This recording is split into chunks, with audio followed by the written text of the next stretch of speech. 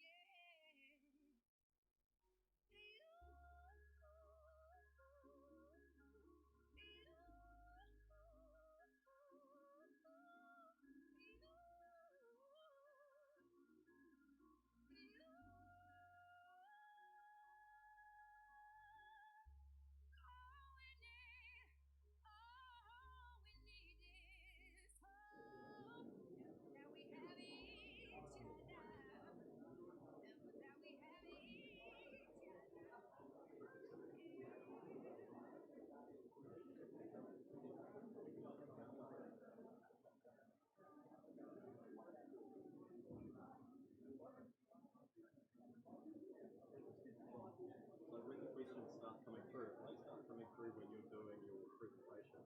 Do you want us to load those up and address them as they come, or do you want to wait until you?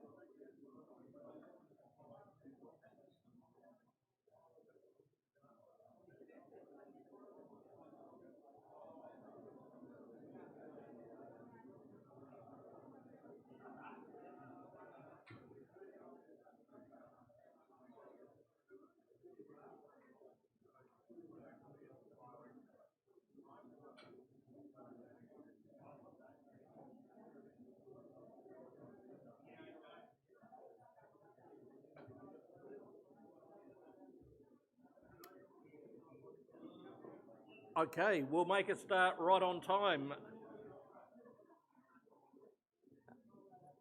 Thank you all for being prompt, and we'll get the meeting underway. Good evening, ladies and gentlemen. Welcome to the shareholders of EastPack Limited to the special meeting, which is now open. For anybody who doesn't know me, I'm John Lachlan, the EastPack Chairman. I'd also like to welcome our financial advisor, Michael Clegg from MC Capital, Greg Anderson from Northington Partners, our solicitor, Sarah McEwen from Buddle Finley, who's on the phone, and from our share registrar, Computershare, Sarah McPherson, Caroline Hallaby, and their team. Before we go too far, we'll do the housekeeping stuff. There are toilets located at the top of both stairwells and at the mount end of the suites corridor. Additional facilities are also located on the ground floor opposite the cafe. Won't surprise you that there's no smoking allowed inside the building. Bay Park has a designated smoking area located outside the main entrance on the northern side of the building, and we'd appreciate it if you could restrict smoking to that area only. And in the unlikely event of an emergency, the fire alarm will sound throughout the building, asking you to make your way to the nearest exit. And Bay staff will act as fire wardens in that eventuality. So hopefully we'll get this meeting through before anything happens. I can confirm that the notice of special meeting was sent out in accordance with the company's constitution and that a quorum of shareholders is present. I will introduce the directors who are present: Mark Giles, Donna Smith, Mike Montgomery, Murray McBride, and Adrian Galt. Dylan Barrett is away on newborn baby duty, and David Jensen is overseas, so they're unable to attend this evening, and they give their apologies. I'd also like to welcome a number of staff who are present and introduce Hamish Simpson, our CEO, who most of you know, and Merv Dallas, our CFO. For good order, are there any representatives of the media here tonight? Always great when they're not. You may have noticed the camera crew at the back of the room on your way in. We're live streaming our special meeting, so growers out of the region who cannot attend can view the meeting. So I'll ask that if you wish to speak during the meeting, you raise your hand and wait for the microphone to be brought to you. And please begin by introducing yourself for the viewers at other places. I'm hoping that this evening represents the end of a long journey for the EastPack board on the capital structure project. I'm not taking shareholders for granted, so I'm not counting any chickens yet. But I would like to thank those grower shareholders who've attended the roadshows and provided input into shaping the recommendation that your directors are bringing to the meeting today. If today is the end of a project's journey, it's merely another step in the relationship between EastPack and our growers. It's an important step though. It's a step that should provide the capital base which enables EastPack to have a contemporary physical infrastructure that will respond to a massively changing fruit supply profile to demanding markets where premium pricing must be earned, and a changing labour market with associated cost pressures. Our kiwi fruit industry will need to respond to our changing world with productivity, efficiency, and environmental sensitivity, which will require capital and teamwork. The apologies that we have received are from David Jensen and Dylan Barrett, I mentioned earlier, Bruce Cameron, Ray and Liz Sharp, Ross Steele, Robin and Nick Wolseley, Dave Stevenson, Tony Hawken, Jock Melville, Mike Smith and Jeanette Montgomery. Are there any apologies from the floor? Okay. In terms of proxies, 131 shareholders have cast a postal vote or appointed proxies prior to the meeting. Of these, 19 have appointed proxy holders to attend the meeting on their behalf. As chairman of the meeting, I hold proxies from 18 shareholders representing at least 1,016,256 votes, and of these, 91,952 are undirected proxies. Voting today in respect of all the formal resolutions will be by way of completing the voting papers that were issued to shareholders with the notice of meeting. Are there any shareholders present who do not have voting papers? No, everybody's got them? Great.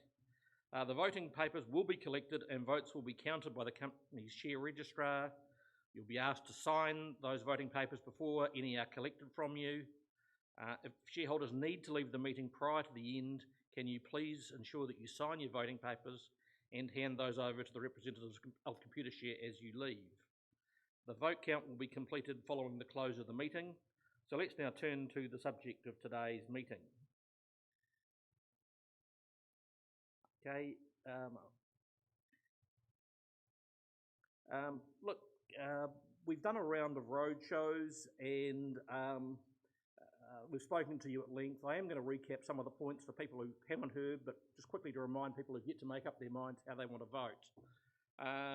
Over the last 5 years, we've increased our weekly processing capacity by over 50%.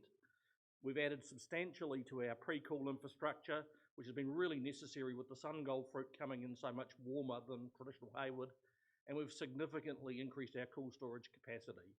We've generated a lot of cash in the business and we've used our debt facilities and they've been our major funding sources.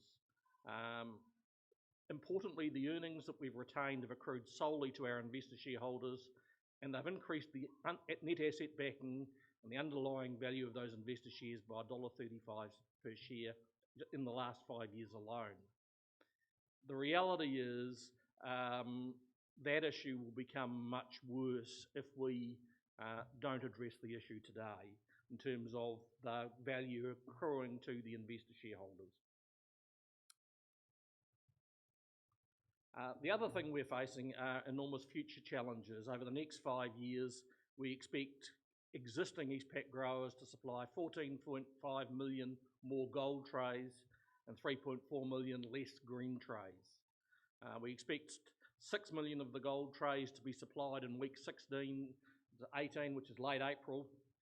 And at the moment, we can process 5 million trays a week, and that capacity is already fully utilised. So we've got a massive step up, particularly in the middle week of that, where we're looking at an additional 3.3 million trays, or a 60% increase on our capacity. We're also very concerned with the labour situation in New Zealand, which is partly demographic and partly political, and that sufficient labour may not be available to pick and pack all the fruit. And we're really concerned that rising labour costs are undermining the returns for growers. That's labour costs on orchard and in the pack house. So we do see some very significant clouds on the horizon for the industry, and that a response from the packing and storage sector is critical. We're absolutely committed to doing the right job for our growers. That's what a grower-owned company should do. And the plan we've got involves rebuilding our CA infrastructure to store some of that peak fruit. We're going to change our operating configuration, replacing graders 1 and 2 at Quarry Road.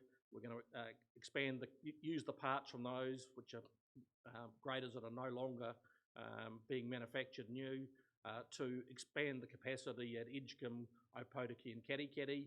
We're going to put a new big beast of a grader in Quarry Road.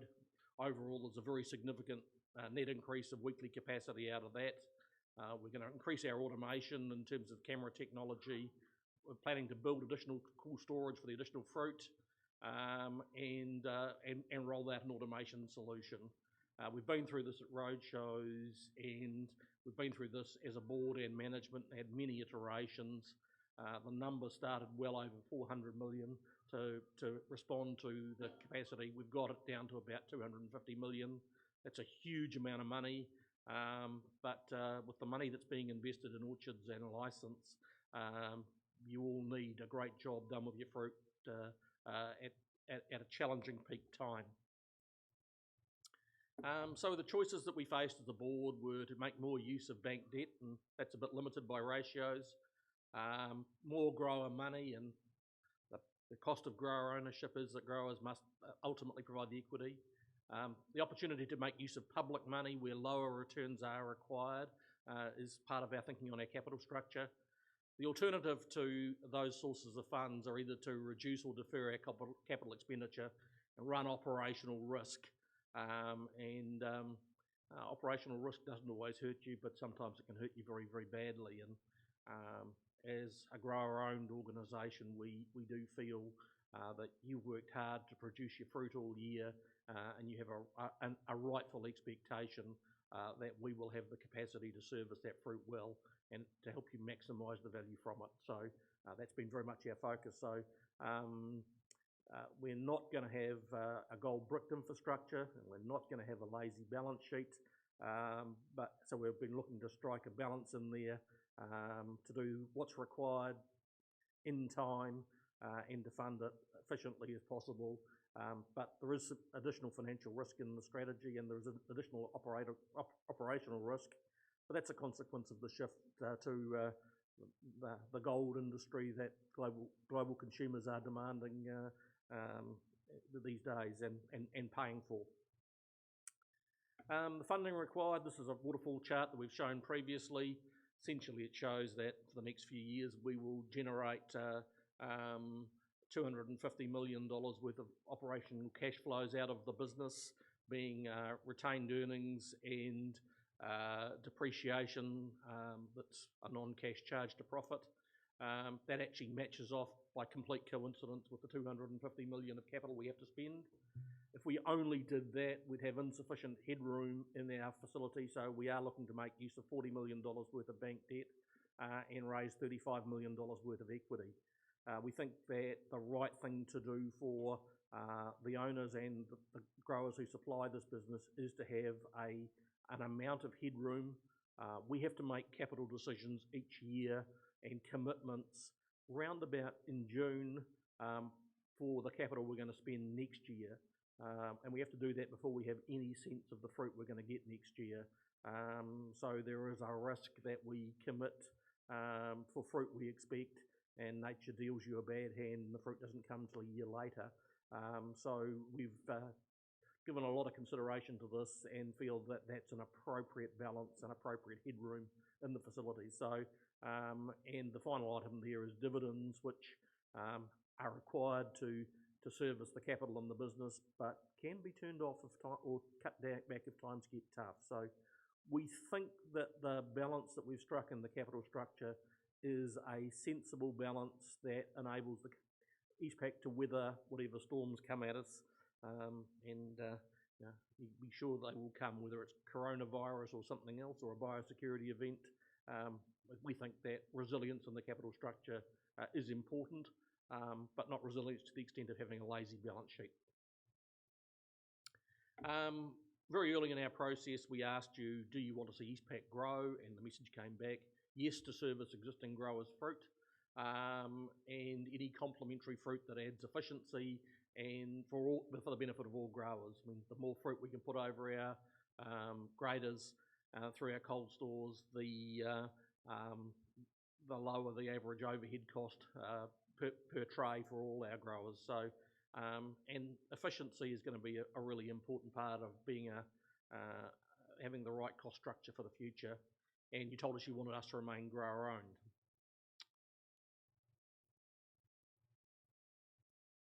Why is this not working?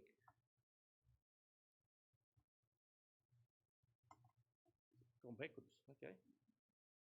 We're okay. Probably before we ask you to vote, we should remind you of what you've got and what you'll be leaving behind. The first is the transactor shares, which are dollar in, dollar out. They hold 60% of the voting rights, even though they're only 46% of the shares.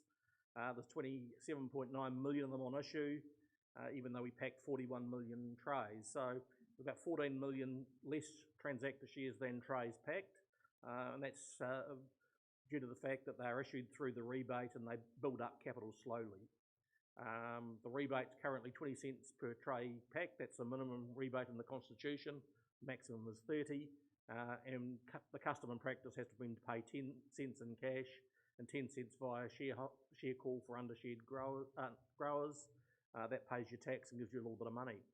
And surrendered shares are repaid in 3 years under the current policy. Importantly, in bad times, transactor shares are not regarded by banks and others as permanent capital in the business. We also have the investor shares, which have no nominal value. They hold 40% of the voting rights, even though they're 54% of the shares. There's 29.8 million of them on issue. They were issued at around 50 cents, raising about $13 million. They haven't traded very much, although they've been on a share trading halt for some time. The independent valuation is $2.13 to $2.72, with a midpoint of $2.43 per share. The dividends have averaged around 10 cents gross per share per annum. Some years up, some years down, but the average has been maintained around there, and they are considered permanent capital. So we have the two classes of shares. And the proposal that we've put to you today, this thing's jumping around. There's one in the middle, something else. Can you rescue me, Stephanie? Okay. The proposal that we're putting to you today is to merge them into one class of share, with the transactor shares being exchanged for $1 and the investor shares for one investor share transactor shares transactor share for one ordinary share, investor shares one investor share for 2.43 new ordinary shares. I remember that because I told people a number of times at roadshows, but somehow that slide vanished. It was there briefly on the screen and gone. The challenges with the existing structure is that the dollar in, dollar out model reflected costs 30 or 40 years ago. You can't build up the pack house capacity that is required today for anything like that. I mean, today the cool store capacity that is being built new is about $10 a tray. So to build a pack house cool store complex from new today would cost in the order of $10 to $15 a tray. If we look at EastPack, we've been around a long time, we've got some debt, we've retained some profits, and we've got some older assets, and probably $5 a tray is a fair sort of proxy for what people are buying into and the capacity they're using. So they're paying in for $1 but using $5 worth of assets. So that's a strained situation. And the payment for the shares is very slow, being paid up over 10 years, and really only about $8 million has been raised in the last 5 years at a time when we've made massive change to our building business.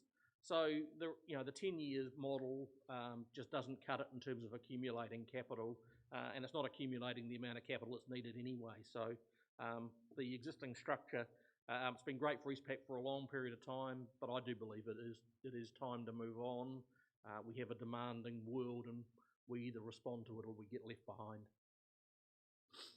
So here's the new capital structure, the bit I said earlier on. Okay.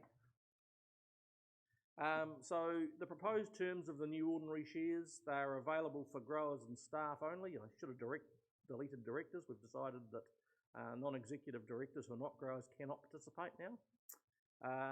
The voting is on the lesser of shareholding or trays supplied, which is how it works at Zespri. There's a share standard of 1 share per tray, but not compulsory. There's a greater of 10% of production, or the minimum holding of the greater of 10% of production or 2,000 shares. The maximum holding is 6 times the trays. Maximum voting 7.5% of the total capital. There's no redemption on these shares, so they're quite different from the transactor shares. There's a requirement that dries sell after 5 years, although they may be able to convert into preference shares in the future, assuming we issue some. And for overshared growers at the time of changeover, there's a 5-year honeymoon period for those who are over 6 times production. And that enables people either to sell their shareholding down or grow their production up to match their shareholding. So designed to be fair. So why change the share structure now? Well, the rules that we've got are embedded in the Constitution, and they will prevail for the future unless they're changed. Legally, investor shares are entitled to the residual value in the company, and that, or the retained earnings, that's a right that they have. Retained earnings have been used to build the infrastructure over time, and we've had a very low payout ratio in terms of the cash that the business has generated.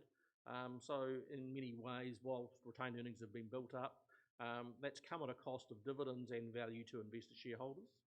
The current valuation is built off net tangible assets and earnings less discounts, and comes in at $2.13 to $2.72.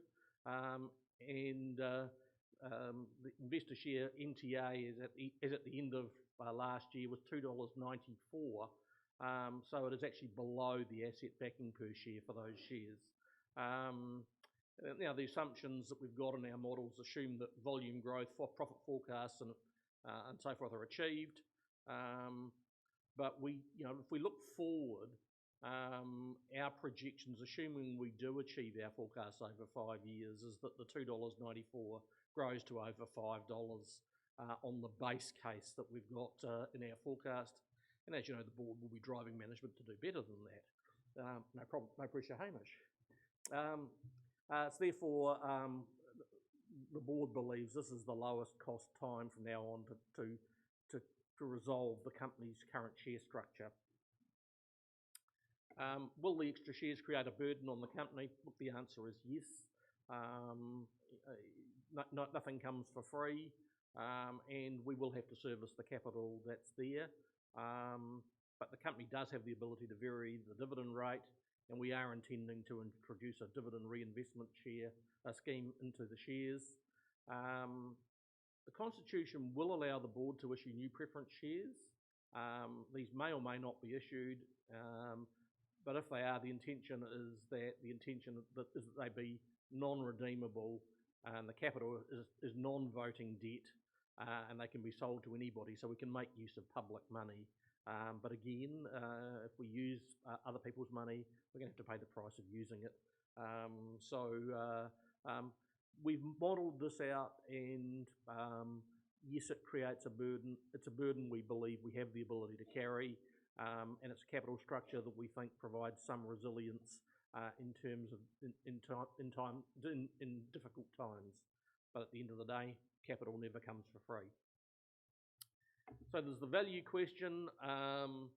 For transactor shares, you'll be deciding, whether to convert. Essentially, you're foregoing your rebate, but we are going to adjust the packing price to reflect the fact the rebate's gone. We are going to be, and the other big thing for this now is that the key difference for transactor shareholders is for the first time you'll participate in the upside and success of EastPack, and we can never guarantee upside and success, but EastPack's had an enormously long track record of being successful, and for the first time, instead of dollar in, dollar out, there's the opportunity to participate in the success which has previously accrued only to the investor shareholders. So it is quite different, and in that regard. So we've been working through this since 2018. We've looked at a large number of options. We've taken professional advice. We've received professional valuations, and the board unanimously supports the proposed change in the capital structure. We believe that simplifying the current structure is fair, and it does target raising capital over time from the growers who are requiring us to increase our asset base, and not from those who have funded our growth to date. And it's interesting that many of people who've converted to gold and are undershared have been to our presentations and have indicated that they wish to provide support to the company, because they're going to be looking for the company to support them by packing their fruit in challenging times. I think it also very importantly raises our options for raising new capital from other sources, and we do see quite a change in the industry, possibly with peak capacity charges coming in for that SunGold peak. So just quickly to round up on the proposal, we remain a cooperative. The share structure has a lot of similarities to Zespri. We're not asking for any more money for growers, or not compelling you to provide more, but we're giving you the choice to invest more in EastPack if you want to. And I think the discussions we've had have indicated that many people have seen the wisdom in doing that, and are starting to see the value in relationships that growers should have for the future with post-harvest. There is a honeymoon period for transactor shareholders to share up. Control remains with producers, and voting is the lower of production or shareholding. There are rules for dry and overshared shareholders, and we will look to raise non-voting capital, probably via preference shares, so that we can get ahead of our capital requirements and have the capacity in place when it's needed by our growers. So probably time to take questions. Are there any questions from the floor? Yeah, Tim.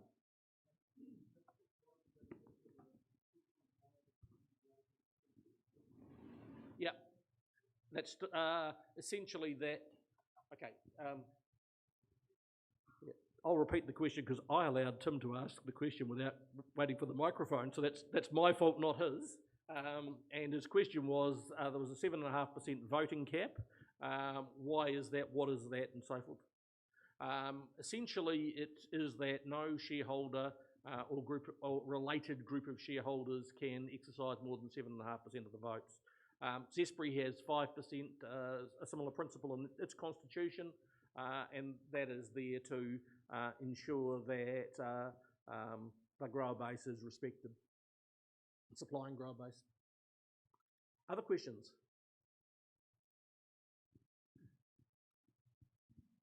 Oh, hi, John. Dave Burnett from Maple Orchards. The share standard can be changed by the board. It used to be able to be changed by a vote in terms of from the Constitution. Could you just explain to us here in relation to around that, in terms of the board now being able to change the share standard, in terms of who is that aimed at? Look, it's aimed to create a flexibility to respond to different situations. I mean, basically, we've taken a very, very soft approach to a share standard, and that reflects the fact that I think at the moment growers can be very different to each other. I think a cooperative with a share standard works really well when everybody has the same need for peak capacity. I mean, it's ideal in milk when everybody has peak milking around the same time and the capacity's there for everybody. The way our industry's evolved with different varieties, different times of supply, early supply, late supply and peak supply, the positions of growers have never been less like each other. So we've opted for quite a soft share standard by making it optional. And what that means is that we have to appeal to growers, and growers have a choice in terms of the capital and the investment and the relationship they have with us. And that was a challenging discussion that we went through. In fact, it went over several meetings. We decided that the industry may well change. If Reds are successful and are early, that could change the requirements, and that flexibility there could be sensible. and the board should be in a position to provide leadership in that situation. Of course, if we lead you somewhere where you don't want to go, the shareholders can, in general meeting, change the directors or change the share standard. So ultimately, we get to we have the license to do what we think is right, and you'll determine whether we've made good judgments or not. Are there any questions from afar? A question over there. Wait for the microphone. Okay. Sorry, John Burke first. Yeah. John, are there any articles in the Constitution that are prohibitive to allowing you to do what we want to do today? And if there are, have they been changed or will they be changed prior to initiating the structural changes that you're talking about? Yeah, look, there's a new constitution that we're voting on today that enables the changes that we want to make. So that's all covered in today's change? Absolutely. We've been through this with a fine-tooth comb. And thanks to the due diligence committee that did the gruesome bit of that. Question regarding the complexity of your presentation. I didn't follow you. I thought you said something about foregoing a rebate, and I didn't quite understand the other side of that coin and why we would want to forego a rebate. Sure. And look, apologies, in terms of this is a complex issue, and I've been trying, in my presentation, I tried to strike a balance between those who've heard it 3 or 4 times and those who are hearing it for the first time. And so I was trying to make it informative enough for those who heard it for the first time without putting people to sleep who've heard it several times. So apologies to you if that wasn't clear. Essentially, under the current transactor share scheme, there is a rebate. Constitution prescribes that it will be between 20 and 30 cents. And under that exists for transactor shares only. Under the new structure, there is not a rebate. There is a dividend instead. We are putting we are adjusting our packing prices downwards, or offsetting the cost increases, which are huge with labour prices rising, as a consequence of foregoing the rebate. So we're adjusting that way. And if you're a fully shared shareholder, and we can demonstrate to you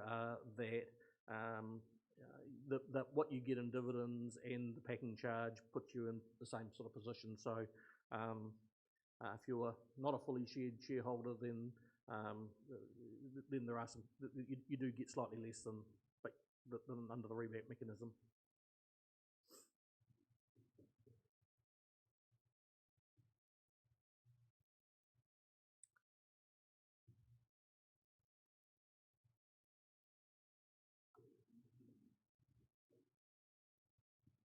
Am I right in saying that staff are going to have the right to buy shares as well?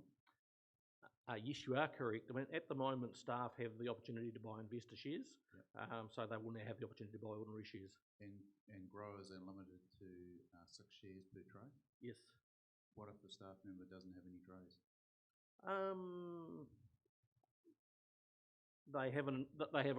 They are allowed to buy shares. They'd be limited in that regard, but yes. So that's an anomaly.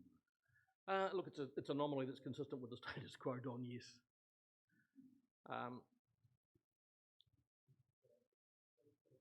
It's a really good question. It's in the Constitution allowing employees to own shares. We haven't set the rules yet around how they can hold shares, and that's something which needs to be done. So the Constitution just allows it at this stage. We still need to put the rules in place for it.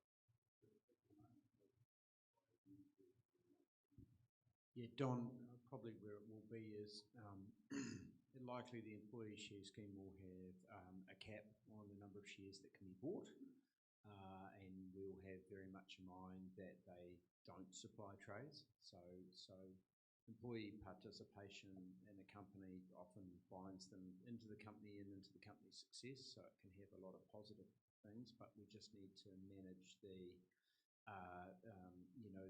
relationship between growers who supply. So there'll probably be a cap, and there'll be rules around if they exit the company when they have to sell it.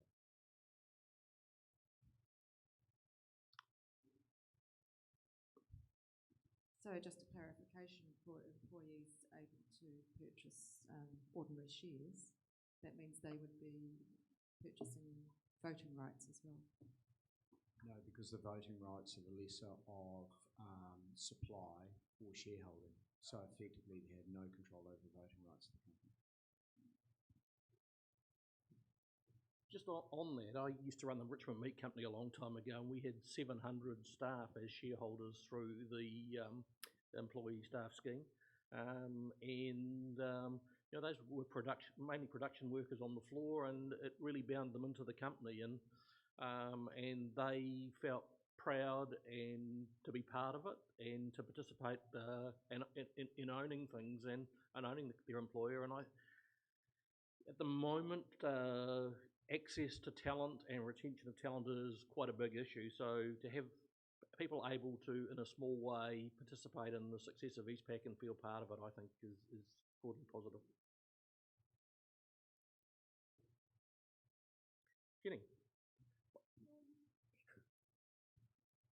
Jenny Natush, going forward, are growers who are fully paid shareholders, have shares in relation to their throughput, going to get any advantages over someone who has just signed up with the minimum shareholding? The answer to that is yes. I mean, one of the important changes here is that we,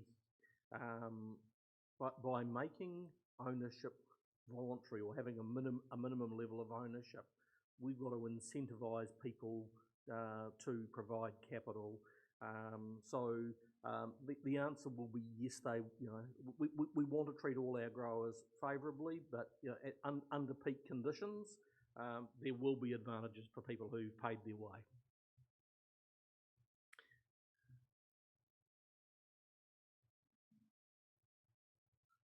Mike. Yeah, Mike Maltby. Was there any thought put into if you do change the share standard that you would then grandfather people into that new standard, or would it be, is the thinking that it could be quite harsh entry into that share standard? Look, there's been very little thinking about it. The thinking has been, should we have the flexibility or not? I mean, I think at the end of the day, when you change the rules, people have choices. And one of the choices they can exercise is whether they continue to be a partner with you or not.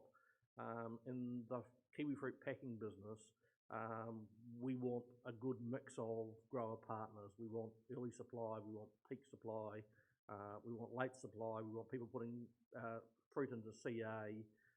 We want as much efficiency through our system to give lowest prices for everybody. So there's been no particular thought given to grandfathering, but I'm sure when A-Board is faced with a decision to change the share standard, it would wish to grandfather and wish to have constructive relationships with those who provide the fruit that give everybody efficiency.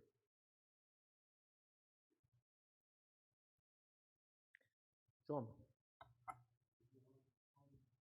Wait for the mic.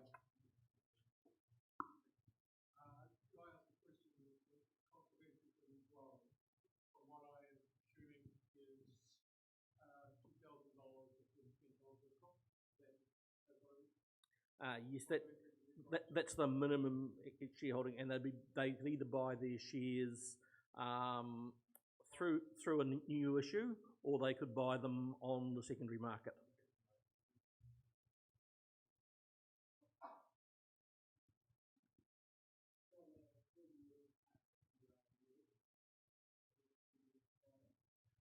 The 3 years relates to the honeymoon period.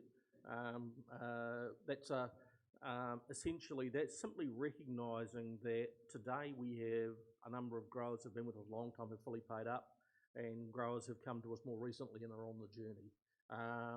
The honeymoon period allows you to lock in the dollar price that has existed in the past and which you're entitled to. Gives you 3 years to pay up to get that.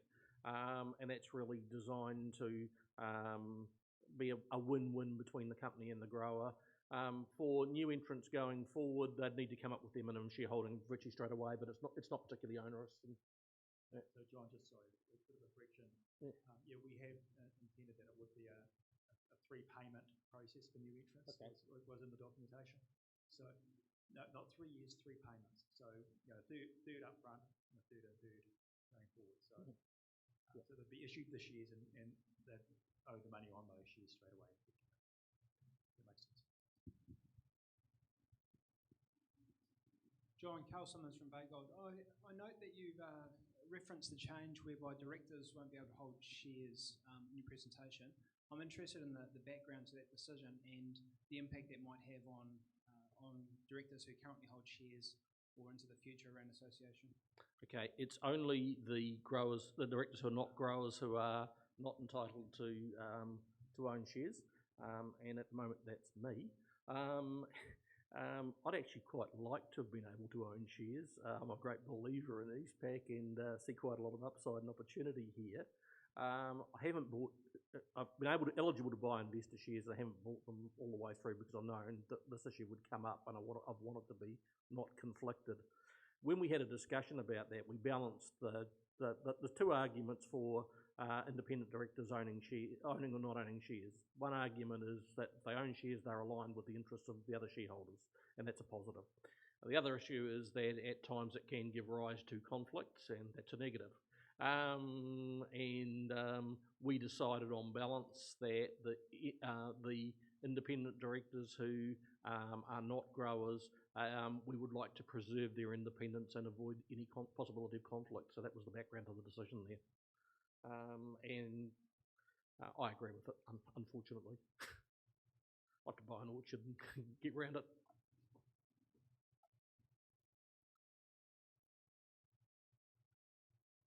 If there are no further questions, we'll move to the resolutions.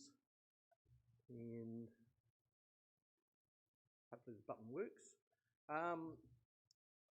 Resolution 1 is to consider and if thought fit pass the following special resolution, and it's to be passed by the separate interest groups comprising the transactor shareholders, the investor shareholders and dry shareholders, and the overshared shareholders. And the resolution is that shareholders confirm and approve in each case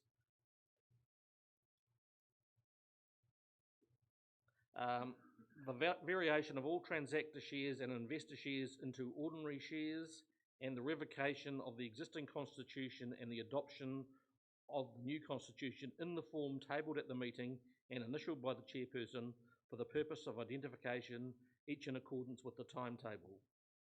Could you please mark your voting papers to vote on resolution 1A and 1B?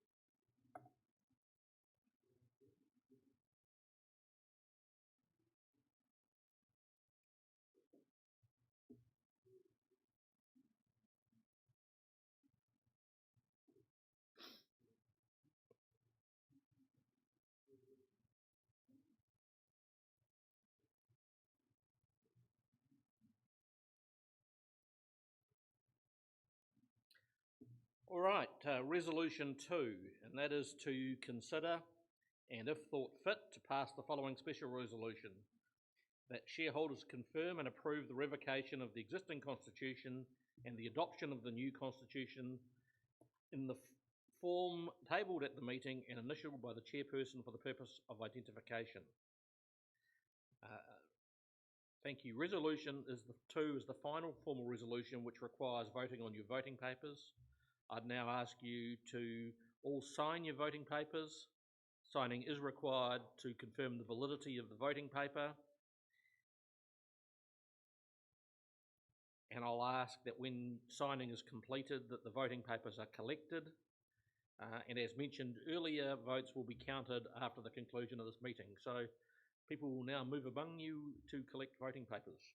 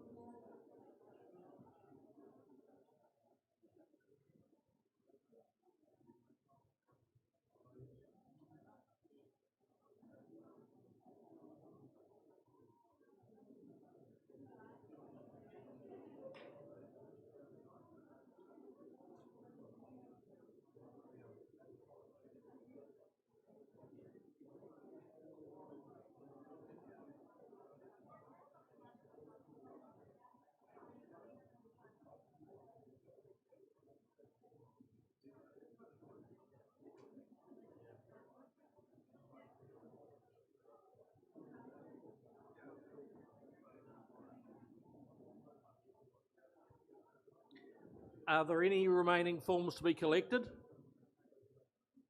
Anybody left?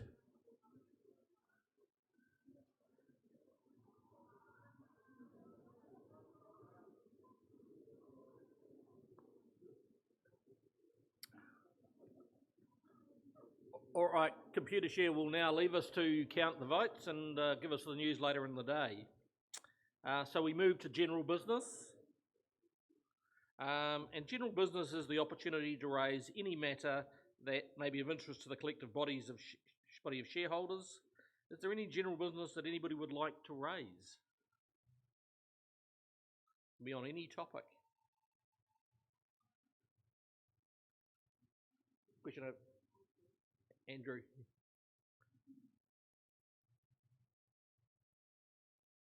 Andrew Dunstan.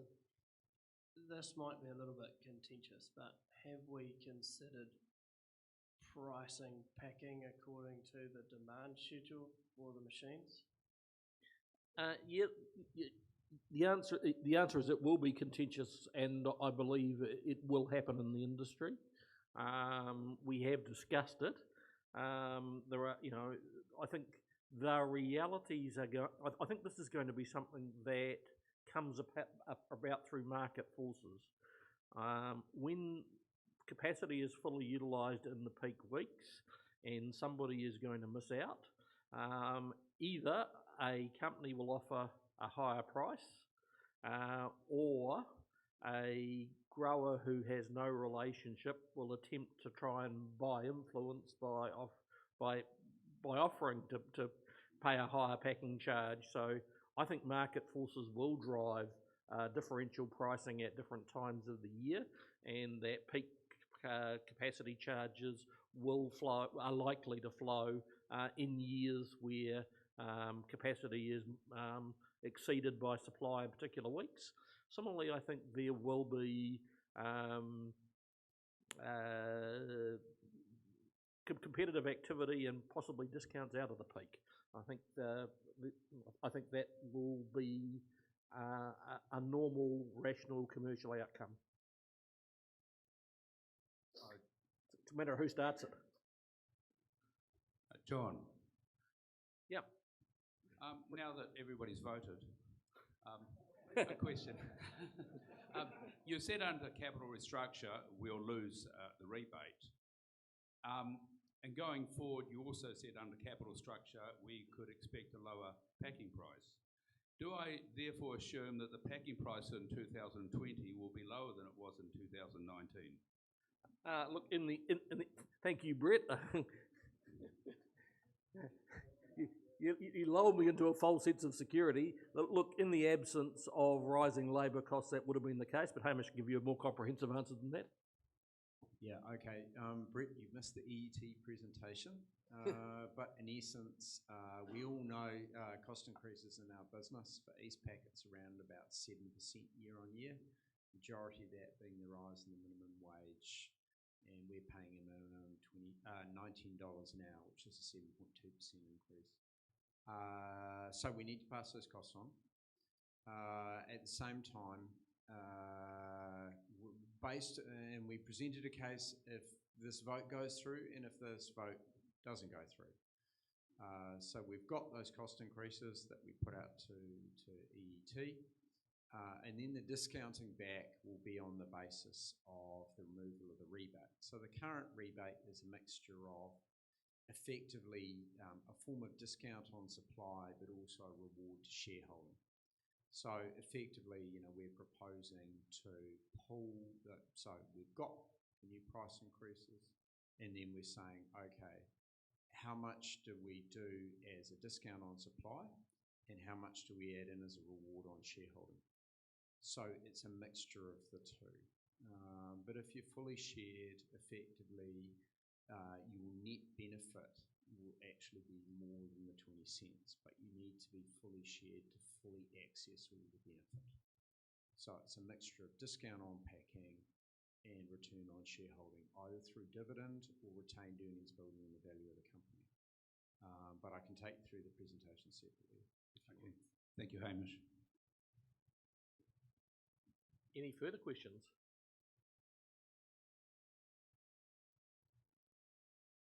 Right, thank you. Before we finish, I'd like to acknowledge the contribution of the board on this, and in that I'm including our former director, Hendrik Peters, in terms of the work on the capital structure process. As a board, we started working on this seriously 2 years ago and have explored many options. Directors have served on committees and have interacted in meetings and through emails to develop, progress and refine the options and ultimately to make a recommendation. The long considered emails, often written late into nights, are a testament to the energy, passion and commitment that each director has brought to this piece of work. I'd also like to acknowledge their commitment to the values and the soul of EastPack that's been consistently reflected in the debate and in their various contributions. The board have worked hard and served you diligently on this, and I'd like to thank them all for that.